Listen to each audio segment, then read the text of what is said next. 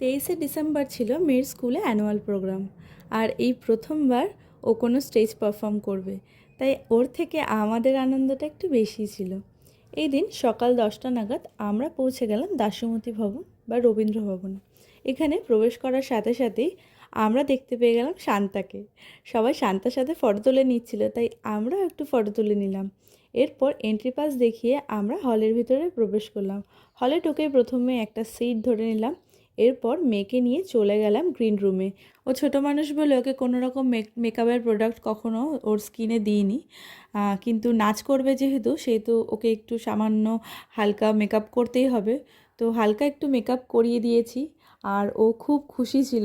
ওদের স্কুল থেকে ওদের ডান্সের ড্রেসটা দিয়েছিল, তো ওটাকে পরিয়ে নিয়ে আমরা চলে আসলাম হল রুমে। এখানে আসার পর প্রথমেই টিচাররা সকলে মিলে একসাথে একটা গণেশের গান দিয়ে স্টার্ট করলেন অনুষ্ঠানটি। এরপর ডান্স, ক্যারেটে শো এবং গান এইসব হচ্ছিল। তো তারই মাঝখানে আমাদের গলা ভীষণভাবে শুকিয়ে গেছিলো, তাই আমি আর শ্রুতি চলে গেছিলাম আমাদের পাসটাকে নিয়ে।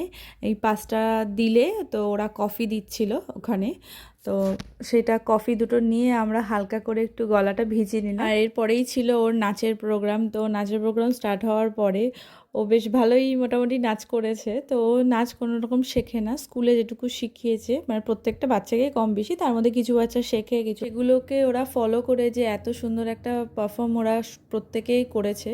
তো সেটা দেখে আমাদেরই ভালো লাগছে। এরপর ডান্স শেষ হয়ে যাওয়ার পরে ওদের ড্রেসগুলো সব গ্রিন রুমে ম্যাডামদের হাতে ফেরত দিয়ে চলে আসলাম, আবার আমাদের সিটে বসে গেলাম। তো সিটে বসে প্রচণ্ড খিদা পেয়ে গেছিলো, তাই বাড়ি থেকে কিছু বানিয়ে নিয়ে গেছিলাম, অল্প কিছু টিফিন। তো সেটাই ও আর আমি দুজন মিলে টিফিনটা সেরে নিচ্ছিলাম, কারণ দুপুরের প্রায় অনেকটা সময় কেটে গেছে। তো আমরা একটু টিফিন হালকা করে নিয়ে আমরা জাস্ট বসে বসে আমাদের অনুষ্ঠানটা এনজয় করছিলাম।